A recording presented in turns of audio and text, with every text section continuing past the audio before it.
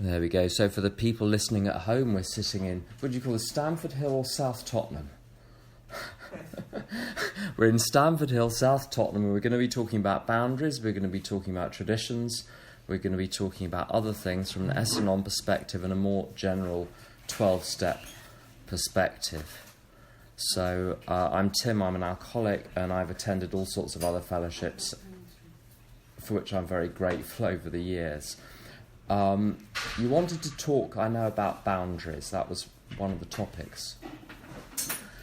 Can anyone say what you mean by boundaries? Because people mean different things. Does anyone want to offer what their view of a boundary is? I have issues with boundaries, I know I do. Okay. That's all I know. Boundaries in, I think, a different relationship with a husband, with the kids. When to do, how to do a lot, when to let them do for themselves. For me, boundaries is, I guess, a fine line between controlling and trying to change a person, and between respecting myself and saying this I can and this I can't, and many times it's confusing. I'm going to pause the tape and I'm going to ask you to provide me with some actual situations, and then we can look at how we would apply the traditions to those situations, because then we can anonymise what we're talking about but get some detail in there, okay? So let's just pause the tape. Right, so we're back in the room. We've got some material to play with. I'm going to share a few things about why I'm not just an alcoholic. I've got an Anon problem as well, and how I use the steps and traditions. So the traditions particularly to try and solve that problem. Okay, so in the house I grew up in, my father was physically there, and that his body was in the room at least some of the time. He worked away a lot for a number of years, but he was physically there. Except he wasn't really there. He was behind a newspaper. He didn't really do anything. We had a very large garden. He never did anything in the garden except deadhead some of the flowers, but never did any of the work. And my mother was rushing around being everyone. So she had to deal with the finances. My father was terrible at finances. She had to, what else did she have to do? She dealt with the house, she dealt with the garden, she dealt with me, she dealt with him, she dealt with everything. She was permanently stressed, permanently busy, and permanently looking for someone to blame. And there is a Suzanne Vega song where she says, father's a riddle, mother is a head full of bees. And you can imagine just this ominous sound of constant buzzing. So I grew up surrounded by this... it wasn't chaos, but it was this constant sense of high alert and threat. Something was going to get us. We never knew exactly what, and we had to remain permanently vigilant and very, very busy to stop whatever it was happening. No one ever said what it was, but there was the sense that unless we were busy and paid attention and kept an eye on everything and controlled and monitored and adjusted and fixed, if we did that all day, every day, things might just be okay. And there were some tangible threats to the family finances and other things as well. So it wasn't a relaxed environment that I grew up in. And this resulted in me, as an adult, I'm the first to notice a threat in any situation. So my head, when I read the news, always goes ahead. So in 20 years' time, what's going to happen? In 50 years' time, what's going to happen? In 200 years' time, how is the planet going to cope? While everyone else is worried about what someone has just posted on Twitter, I'm thinking 200 years ahead and panicking on behalf of the whole of society.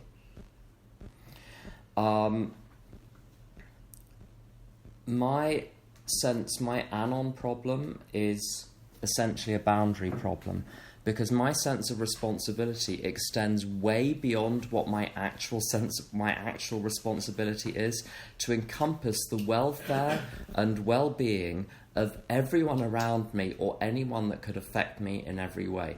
My Anon disease, as it were, its ideal is for everyone to be neat and tidy and orderly and organised and scheduled and staying in a very fixed way within the boundaries set, and then we'll be all right. And I monitor, and if people step out the boundaries, they get slapped. And when I'm like this, I'm the bulldozer. I'm the controller of other people. And also this overweening sense of responsibility means if you're in a bad mood, I must have caused it. So if you're feeling something, you can't possibly be feeling anything because you're feeling it. It must be me. So I have to fix your feeling to get rid of my guilt. Does that ring any bells? Okay, just nodding gently when you identify really helps, because then I know that it's got through. So with that controlling side of my personality, with it comes a huge amount of guilt. If something goes wrong, it's my fault, because I wasn't paying attention enough. And I'll give you an example this morning. The central heating system was making some bizarre noises. I mean, in my household, of course, I'm the first to notice because I'm always looking out for threat. Did my other half notice? I think he did, but he hadn't said anything. Like, who would notice a problem in the central heating system and not mention it? But, well, him apparently. But so I heard the noises, and immediately I'm on high alert. I took the hot water's clearly not working properly. It's warm, but that's from yesterday, so it's not working this morning. Immediately, I feel guilty because the hot water system is not working and I don't know how to... I'm not a hot water engineer, but I feel guilty that I can't work out what's wrong, as though I ought to know what's wrong and ought to be able to fix it. And there's me with my ear next to it, as if like I'm going to hear something which is going to help me diagnose what the problem is. What am I doing there? It's completely insane. And this is a boundary problem. The sense of my responsibility goes way beyond my actual responsibility. Now, the thing is, when you're busy being in charge of literally everything, the thing that goes to the bottom of the pile of things to do is the things I need to do to keep my show on the road. So I will find myself at 9:45 at night having a small meltdown which appears to come from nowhere. Like, suddenly someone says something, it's literally too much for me to handle because the tension has been rising and rising and rising, and I've been coping. So someone says something or just asks a question which requires me to give some kind of answer, and it's too much and I melt down. Because I've been busy. I was up at 5:45 in the morning. I've now been up for 16 hours. I stopped for 8 minutes where I passed out just after lunch. Came to, and then I'm going again. So I end up neglecting myself in all sorts of fundamental ways. Tired, tense, and don't ask me any questions. I've got enough to do without answering everyone's questions as well, because I'm not looking after myself. And then the other side of it, so that's to do with me and my responsibilities. But also I start to, when I get into relationships with other people, it all goes wrong as well, because I took on they say you marry one parent and become the other. You can't break the rule. Apparently you can't break the rule. That's just the rule. I didn't make up the rule. I'm just observing that's the rule. It's not true in every case, but I became like my mother. And so, of course, I marry someone that is amazing, but not super practical, not super functional when it comes to looking after stuff around the home. I'm the one that notices everything, so does everything first.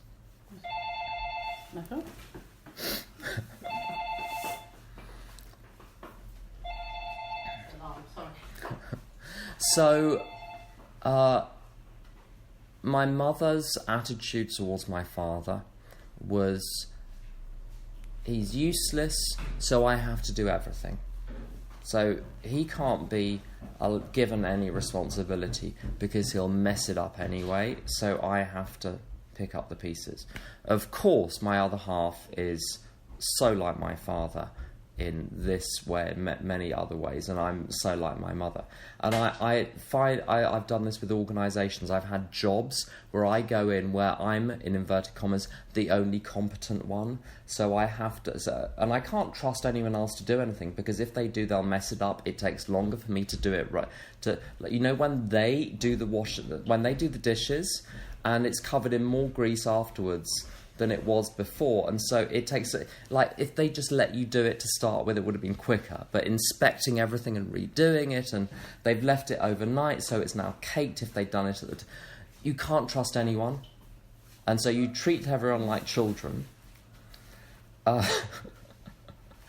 And at the same time, in denying people's responsibility for their own lives, because I'm exonerating people the whole time, so it's as though they're children, they can't be held accountable. I end up putting up with behaviour that other people wouldn't put up with. And I might set a boundary, have an ultimatum, but then your heart starts to bleed after a while.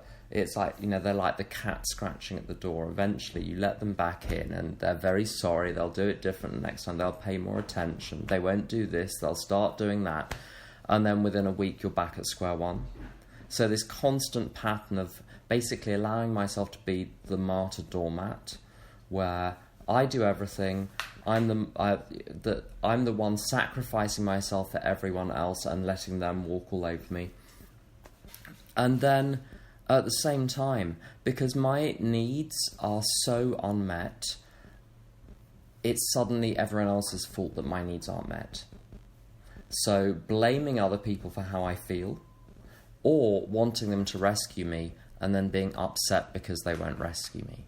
Now, any one of these aspects will kill you. So when I don't take responsibility for me, my life starts to get ragged round the edges. When I start to take responsibility for everyone else, apart from the fact that it annoys them, I end up exhausted and tense. When I don't let other people take responsibility for themselves, I infantilize them, and I let them get away with stuff they shouldn't be getting away with. And then when I get them to take responsibility for me, that's the last stage of this puzzle. So it's everything I feel is your fault, and it's your job to fix it, and you're not fixing it, and that's just making it worse. So that's the whole problem. I don't take responsibility for me, but I do take responsibility for you. I won't let you take responsibility for you, but I will make you responsible for me. Right.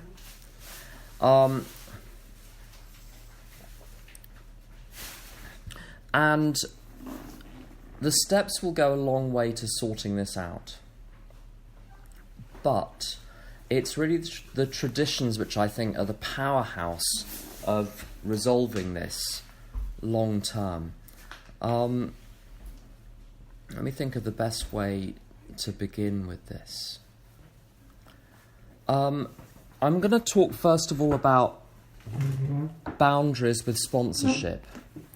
As if you come from a family where there are very tricky relationships, where those boundaries of responsibility are totally blurred, and you're in recovery and you're trying to sponsor someone else who is also in recovery, because that's why you're sponsoring them, they're going to be bringing the same model of lack of boundaries and distorted perceptions of responsibility. They're bringing that to the table. You're bringing your own stuff to the table. And I don't know about you, but for the first, 100, 200 people I sponsored I've been in recovery since 1993. So you end up sponsoring a lot of people if you stay around for long enough. For the first few score, for the first couple of hundred, an awful lot of those family dynamics get replayed in the sponsor-sponsee relationship. And you realise you're dancing a very familiar dance. The feelings feel the same. You feel that you're being positioned as someone's parent and they're talking to you like you used to talk to your mother. And all of these, does that make any sense? That you're replicating the dysfunctional relationships in the family in the sponsor-sponsee relationship. And one of the amazing things about sponsoring people, and I think why it's so important, is that it provides you with a safe playground to learn how to set boundaries and to get it wrong 1,000 times, but then start to get it right. So you're not going to fix it straight away. So get away from that idea. You're not going to get it right straight away, but you're not going to kill anyone in the process either. And if it all gets too much, this is the amazing thing about sponsor-sponsee relationships. I've got a set of sponsorship after 26, 27 years of doing this. I have a set of sponsorship terms. So once I've started to get to know someone as a sponsee, we've maybe spoken 2 or 3 times. I'm pretty confident they're up for the deal. I'll say, by the way, here are the terms. And I send them the terms. And the terms make things very clear about whose responsibility is what my duties are, what your duties are, what the bottom lines are, and this is the thing that makes sponsorship the amazing scenario to test out how to set boundaries and how to act differently. Is I say to the sponsees, if at any point I'm done, I'm allowed to walk away, and I don't have to say why. I can just say I'm done. If at any point you want to walk away, you are so welcome. You don't even need to tell me. If you want to tell me, that's fine. But even if you just want to stop calling, that's fine too. So it's not like a family relationship where you're kind of stuck with them for life unless you do something which is, divorce is not an easy thing it's not an easy switch to flick. And certainly with children, with parents, there's no divorce switch to flick. So you're stuck with them. So you get it wrong and then the ramifications go on for years. But with sponsor-sponsee relationships, if it all goes wrong, the whole drama dissolves into nothing, like a television program stopping and you lick your wounds and go on to the next person. But there's always someone else. So this is why it's a great way to practice boundaries. And what I'm going to do is talk about the boundary situation with sponsees, and then from that there are some lessons. I've got boundary situations I can talk about with my other half, who's basically functional but is eccentric, so we've had to negotiate a number of things. And boundary situations with work, because organisations can be dysfunctional and I can have to set boundaries there too. So with the sponsor-sponsee relationship, if the sickness, the Al-Anon or the Anon sickness is not understanding where I stop and you begin, where my responsibility stops and where your responsibility begins, it's exactly the same issue with sponsors and sponsees. And so my starting point is I am 100% responsible for my attitudes, my thinking, my behaviour, my feelings, my internal life. And you are 100% responsible for your attitudes, your thinking, your behaviour, your feelings, and your internal life. And that's a pretty simple idea. I'm responsible for me, you're responsible for you. But in practice, it's harder to work out. You'd think that would be a simple idea to implement, but the data from human experience suggests that's not so simple to apply in practice. And with sponsorship, where it can go wrong and where it regularly goes wrong is where the sponsor the sponsee wants the sponsor to become a sort of parent figure. So when you feel bad, it's the sponsor's responsibility to provide comfort and succour. The sponsor can have a pathological problem the other way round. So the sponsor treats the sponsee like a child, and if the child won't do exactly what the child is told, the child is bad and needs to be punished. Or the child needs to be turned into a mirror image of the sponsor, so unless you do everything like me, you're getting it wrong. And so the transaction that I engage in with sponsorship is really, I keep it really simple. There are two aspects to my sponsorship. And this starts under Tradition 5. So Tradition 5 is about primary purpose. And with any relationship, whether it's a sponsorship relationship or a family domestic situation like running a household or a marriage, or a work situation, my first question is, what is my primary purpose? And if I know that, everything else becomes clearer. And my primary purpose with a sponsee is to provide guidance on how they go through the 12 steps. That's the first thing. And secondly, to answer questions about how to apply the program, and the program is the 12 steps, the 12 traditions, and the 12 concepts for world service, how to apply those 36 sets of principles to any situation that arises. So sponsees get to call me and say, I've done the latest assignment on the steps, let's go through it, and then what's next? Or, I have a problem, I don't know how to apply the program to it.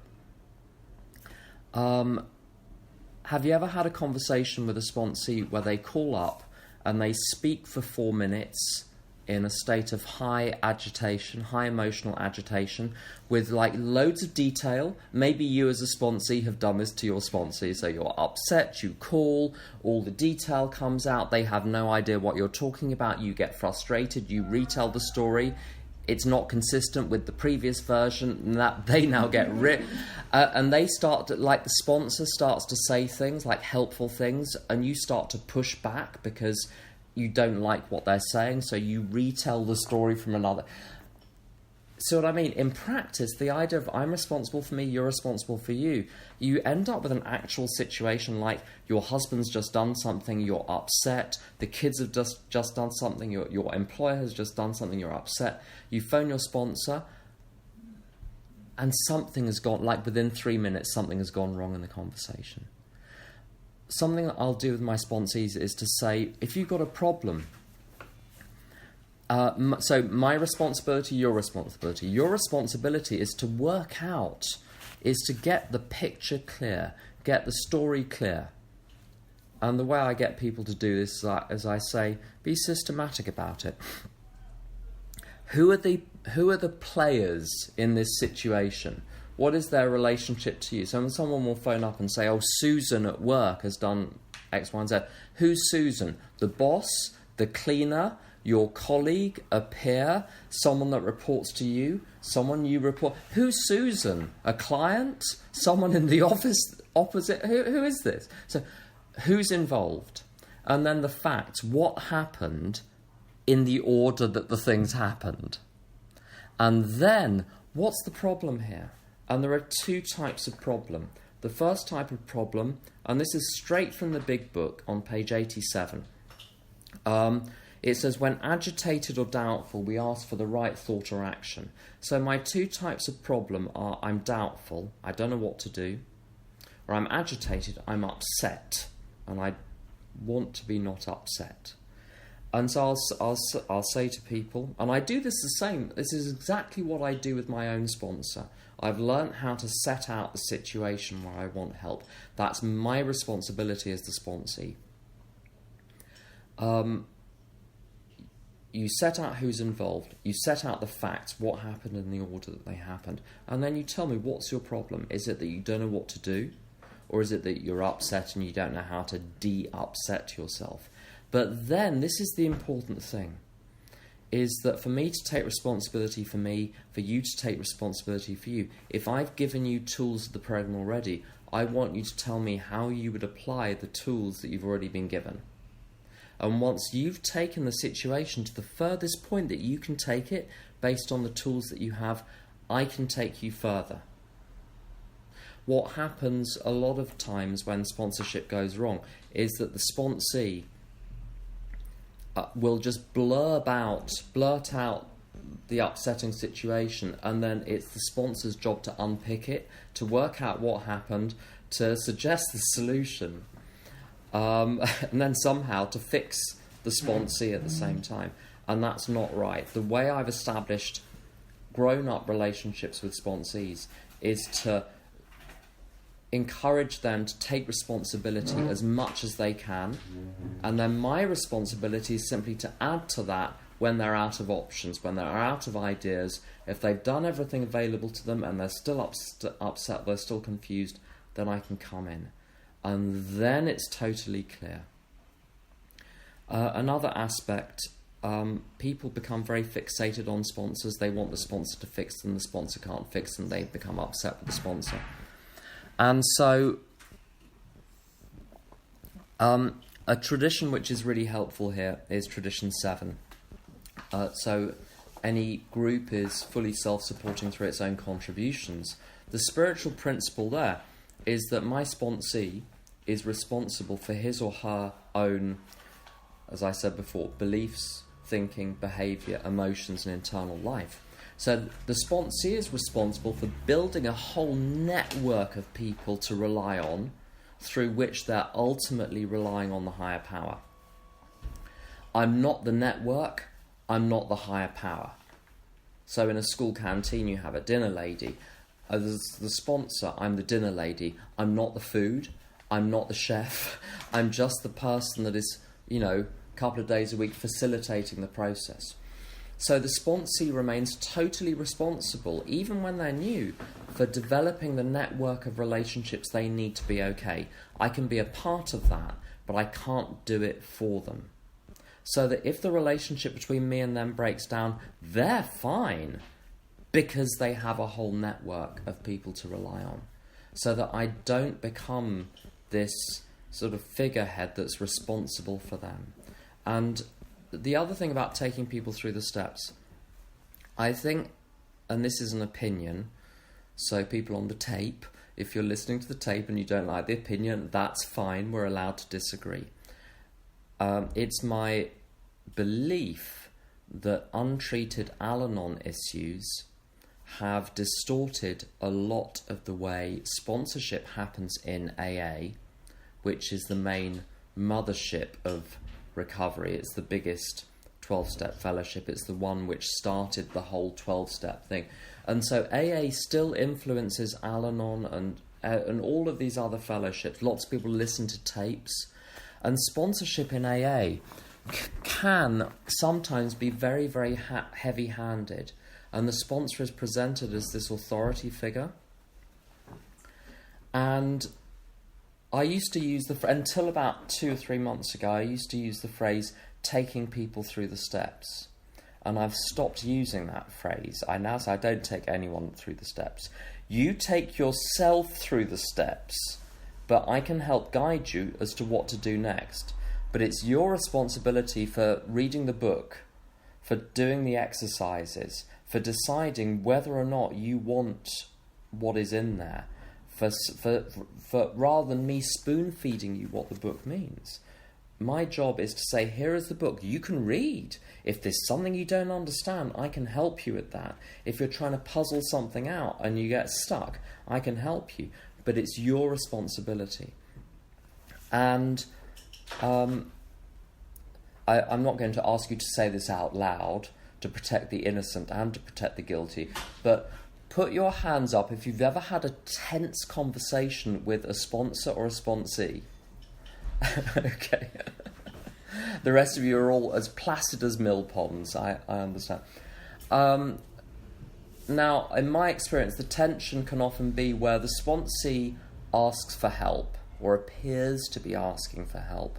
The sponsor suggests something, and the sponsee comes back with a pattern I call the 4 R's, which is react.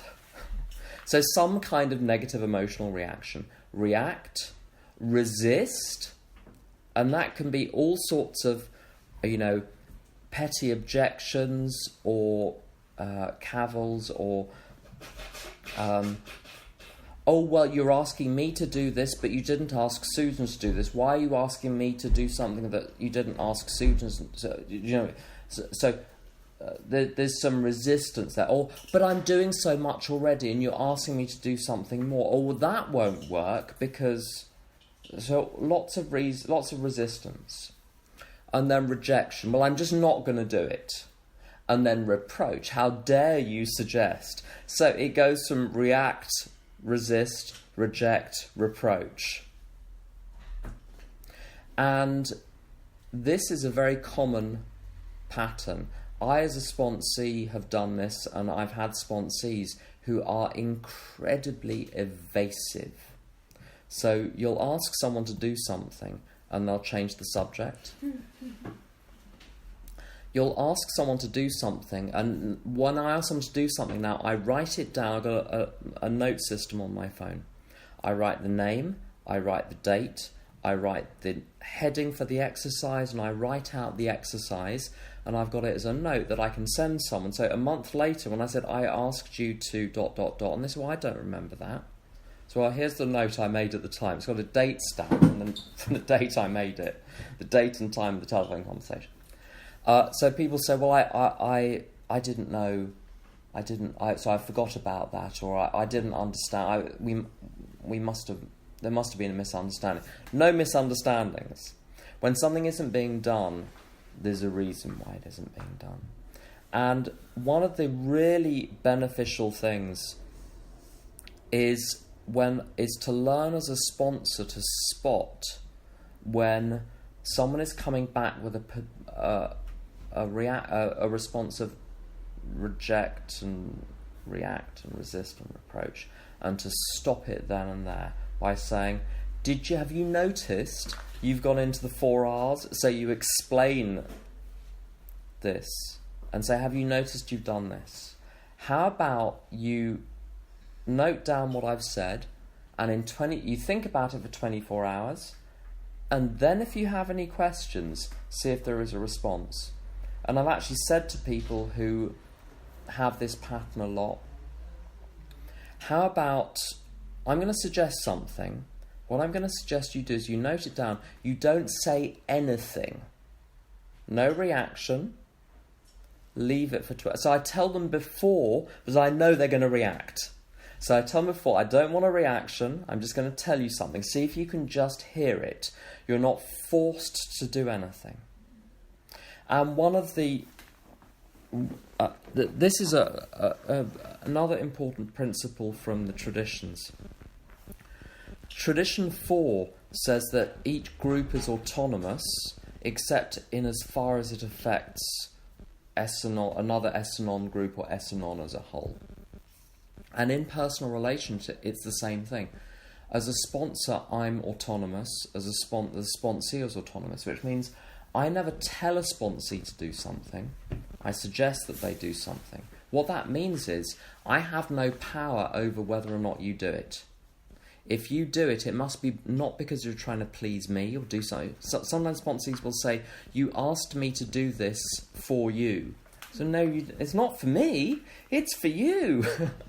If you want to do it, it must be because you want to do it for you, not because you're doing it for me. You are free not to do it, but I have nothing else to offer.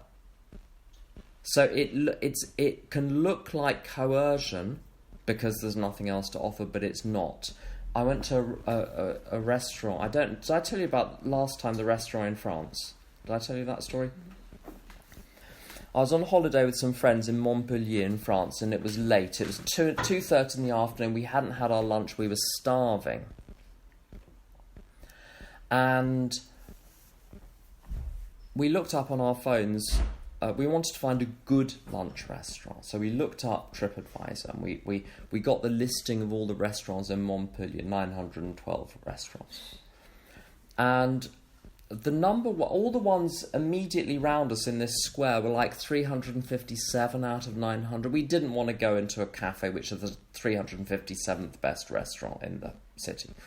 But the number one restaurant in this city was 200 yards away in a little back street. So we found this little restaurant in the little back street, and it was right at the end of lunchtime, so everything was about to shut. And it was a man with a crooked smile and crooked teeth who was the waiter, and he was the chef, and he was doing the washing up. So he was doing everything. And Just like me. yeah, I identified with him as well. But he was in charge. But the number one restaurant in Montpellier, so something was working out well. And we asked what we could have for lunch, and he said, well, what I can offer you is this. The verb he used was the French word for suggest. So he said, I can suggest to you this, and he named the dish. And I said, well, I'm going to pause for a moment. Right, so he makes the suggestion for lunch, and we say, and is there anything else? He said, there's nothing else. If you want lunch, that's what you're going to have. He wasn't making us eat at that restaurant because there are 900 other restaurants in Montpellier.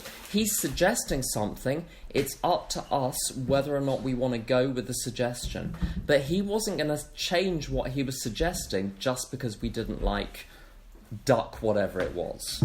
I'm vegetarian now, so I wouldn't have been able to eat it today. But anyway. And it's the same with sponsorship. I can suggest something. But if you don't want to do it, you don't even need to tell me, but there's no reason to call me again. And that's what suggestion means. Suggestion doesn't mean I have loads of other secret things to offer, which I will only offer if you reject the thing that's on the surface. I've just got one thing to suggest, and it's totally up to you what you do. And I make this clear that people are responsible for their own recoveries. Sometimes people ask for a sponsor, because they say, I want someone to keep me accountable. And I say, deal is off. I am not responsible for your recovery. You are responsible for your recovery. And that keeps... So this is tradition 4 in practice and tradition 7 in practice. Tradition 4, each group is autonomous, except in as far as it affects another group or the fellowship as a whole. And so that the other person's behaviour is fine unless it crosses a certain line. And there is I always have bottom lines in sponsorship relationships. Hysteria, verbal abuse, emotional blackmail, severe manipulation, which doesn't stop once it's pointed out. Anyone can be manipulative. We can all be manipulative, fine. 7 times a day. But once it's pointed out, it needs to stop. And if it doesn't, deal is off. Because I spent too much of my life engaged in relationships which don't work, trying to force them to work. And I am done doing that. There's a principle on page 96 of the big book, is you don't run around sponsees trying to force them to do the program. If you do, you're depriving someone else that needs your energy. So you offer, and this is the general motto, we offer and explain, but we don't persuade or convince. So I don't need to convince you I'm right. I'm going to present some ideas. If you like them, you're totally happy to take them on board. I'm here to offer some actions to take. You can take them or not take them, and I'm free. My duty, once I've given you the information, my duty is discharged. I'm done. I talked to a girl this morning in AA whose own sponsee is having a bit of trouble with the not drinking bit of the AA program. She's trying hard in lots of ways, but the poor girl, the girl at the end of the chain, has relapsed again, and it's the 1,000th relapse, and there's lots of medication involved, and is the medication triggering the relapse or making it impossible for her to get sober? Impossible to tell. And my friend who phoned this morning was going spare, because whatever she said was clearly not fixing it, and she didn't know what to say next. What am I supposed to do about this situation? It's not your situation. Even the phrase "my sponsee," disaster. She doesn't belong to you. My job. Sometimes people say to me, "How many people do you sponsor?" And this is not a straightforward question. I'm more interested in why you want to know. That's the interesting. Lots of apparently interesting questions have got secret motives behind them. So when Moses says to the burning bush, "What's your name?" That's not pleasant cocktail party chat. There is a purpose behind that. We can go and look up what the purpose is in whatever commentary you want. But anyway, apparently innocent questions aren't always innocent. People ask me, "How many people do you sponsor?" And I say none. They said, "I thought you sponsor loads of people." I said, "Right now, they're doing whatever they're doing. None of them are in front of me. I'm sponsoring no one. If I think I'm sponsoring people when they're not in the room, what am I trying to take responsibility for? When they call, the moment I pick up the phone, I'm the sponsor. As soon as the phone goes down, job done, I retreat back into being myself. So I don't identify myself with the role. Which tradition is that? That's tradition 6. So tradition 5 and tradition 6, my job is to perform certain tasks in the capacity of sponsor. Provide information and guidance, show how to apply the program, but not to do the program for them. And tradition 6 is not to lend, in the strict form, it's not to lend the AA name to any outside activity. The spiritual substance behind that is not to get my identity tied up with being a sponsor. So that if the sponsee says, "I'm done being your sponsee," I'm not upset because I'm not attached to the role. Doesn't matter to me. So I can let it drop at any time. I have no investment at all in being anyone's sponsor.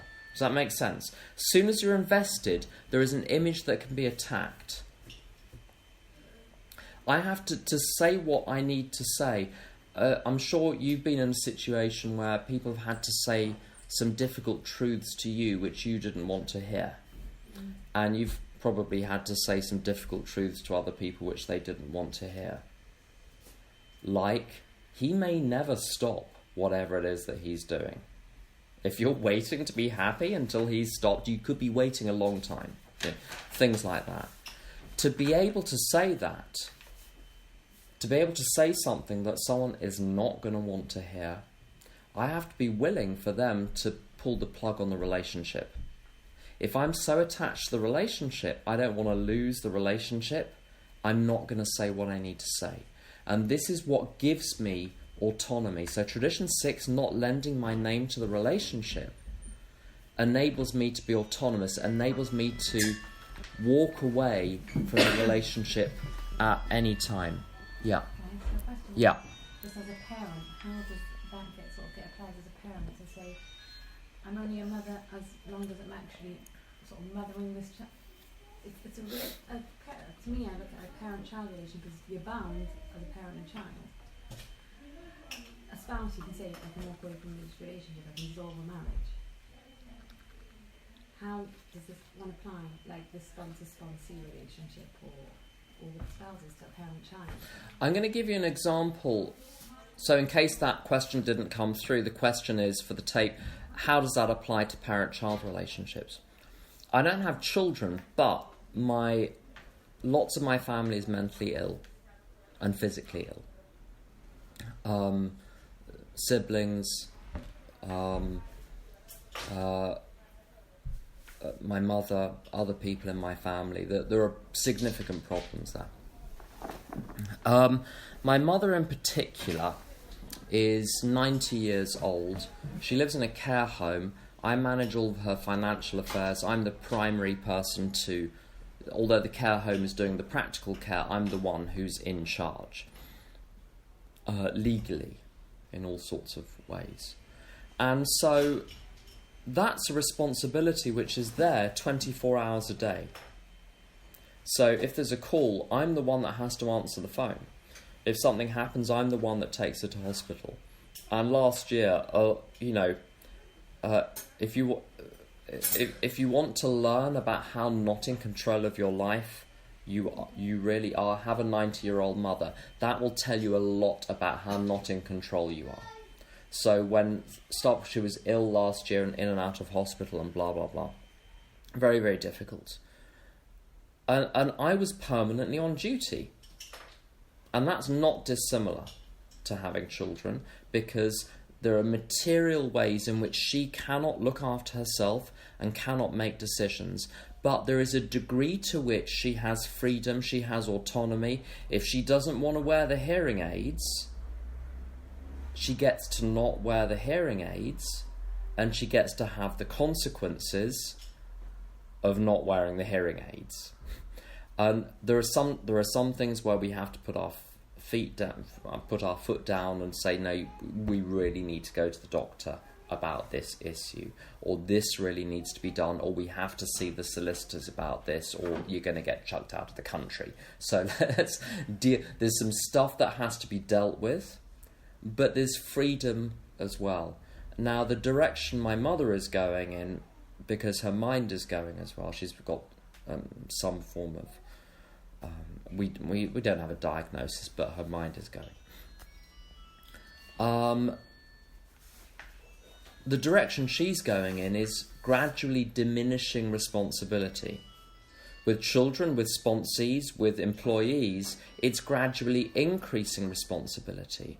So the domain within which they have freedom of action and within which they get to bear the consequences of the choices that they make, that gradually expands. But it's an unusual situation because you as a parent have a veto. There are times when you have to put your foot down. And it's the same with elderly parents. It's the same with, I've got relatives who are mentally incapacitated, and we can't let them do what they want to do, or they would be a danger to themselves and others. There are times when you have to call an ambulance and get them strapped down. That's just true. So working out where that boundary lies, especially with kids and people who are older who are going different directions, that's a moving boundary. But the principle still applies, that even relatively, I've seen friends with relatively young kids that let children make certain decisions and live with the consequences of those decisions. But everything I do, I'm doing on behalf of my higher power. Tradition 2 talks about within the group, the ultimate authority is a loving God, as God expresses himself through the group conscience. Which means God is in charge, our leaders are but trusted servants. So even as the person that's responsible for my mother and can be responsible at times for various other people in my family, I'm never ever in charge of them. God is in charge of them, and God has delegated authority to me. And as we're getting in a little bit into the concepts here, so concept 1 is ultimate authority for the whole fellowship resides with the fellowship as a whole, but that responsibility, that authority gets delegated through the GSR, and the GSRs take certain actions on behalf of groups. It's exactly like that with the higher power. The higher power delegates me certain authority to take certain actions, and my job is to take those actions. God gives me the direction, God gives me the strength, but God is in charge of the results, not me. But the results are affected by all sorts of things outside my control. Does that make sense? So the sense of personal responsibility, I'm not responsible for the personal situation, I'm responsible to the higher power for taking the next right action. How many of you got young kids? That was I know, almost a dumb question, but I needed to ask. And I never know with what films people are allowed to watch and people are not allowed to watch. Are your kids allowed to watch Frozen? Some of them, there's some nodding, there's some shaking. Frozen 2 is very... I don't know if you've taken your kids to it. You need to take... If it's still in the cinema, take your kids. Otherwise, the DVD is out in 1 month. There is a song in that, Do the Next Right Thing. I mean, it's straight from... It's straight from AA. A lot of it is straight from AA. But our job, we're not responsible for them. We're responsible for monitoring, taking the right actions where necessary. But the other people's fate, if I try and carry other people's fate, I get weighed down by it. If I try to carry my own fate, I get weighed down by it. So, you know, I own a property and there are things going wrong with it. I've got a business and there are some difficulty. It's fine, but there are some challenging situations at the moment. It's the weekend. It's not my responsibility. On a Sunday, I don't have a business. I'm not in the home at the moment. I'm not doing anything with it. I don't have a home. It's the sense of ownership which brings the burden. Does that make sense? There's a lot more to this. Some more to say. Yes. It triggers me that many times it happens to me that when my kid goes through something, let's say in school, I feel myself, I experience it. Not that it really happens to me, but my fear from, let's say, the headmistress comes back to me. My fear from being punished at school comes back to me. I feel sometimes like I live my life through my kids, especially I have one child that resembles me, or I feel I was very blocked, so she is blocked, and when she behaves, I feel like I'm experiencing what she is experiencing, and it's quite hard to put the boundary and say, this is not me who experience, it's her. I can be her mother, I can support, I can do what I can, but I don't, the headmistress is not going to chuck me out of school tomorrow.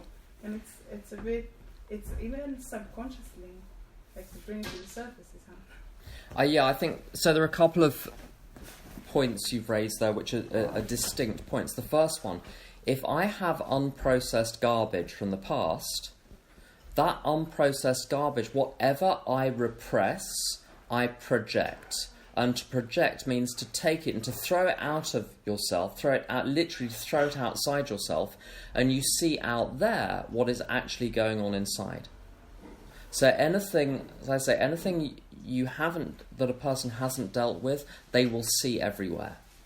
So the way to fix that is to deal with the stuff that's inside, and there you've got the process of steps 4 through 9, particularly the forgiveness, the fear inventory, and learning to see your relationship with your life very differently, and then the amends process clears a lot of that out. One thing that sometimes people in recovery do is, I think the technical term is dissociation, where it's too painful so you shut down. And you can shut down using lots of different means and through being busy and all sorts of different things. But the emotion is too much, so you shut down. And that's, in my case, sometimes that's been because the current situation which is in front of me is triggering memories which are too much, so I have to distance myself. And what you can end up is on your own, in your room, alone, because being with other people is too triggering. And the trick, and this takes a long time to learn, is it's actually okay when you're with other people, whatever they're feeling, to feel a little bit of it. Because that is natural compassion. So compassion, its etymology is to suffer with, con and then passio. Passio is suffering. Same root as a patient in hospital is someone who is suffering. To be patient is when you're suffering because someone's doing something you don't like. So compassion means to suffer with, but it has to be proportionate. What I used to do is to take someone else's suffering and make it my own. So it's to the ability to feel something at arm's length without pushing it away and being an ice queen, but without making it your own. I don't, have you ever had this experience where something happens in your life which isn't very pleasant, and you tell your friends, and for them it becomes a drama 5 times bigger than it was in your own, and then you have to deal with all of their emotional reactions to it? Or sometimes it can be when you have a bereavement in your own family, and you're dealing with it, and you're fine, but it's having to deal with everyone else's reactions to the bereavement in your family is harder than dealing with the bereavement itself, because those other people are being triggered with all of their unprocessed stuff. So the destination is not like being free of emotion. The destination is having your own stuff cleared out so you can feel a little bit of what is going on in order to understand where people are coming from, but without drowning in it. Does that answer your question at all? Sure. Good. So now there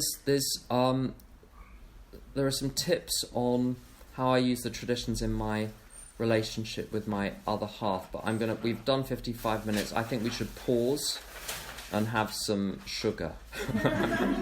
Thank you.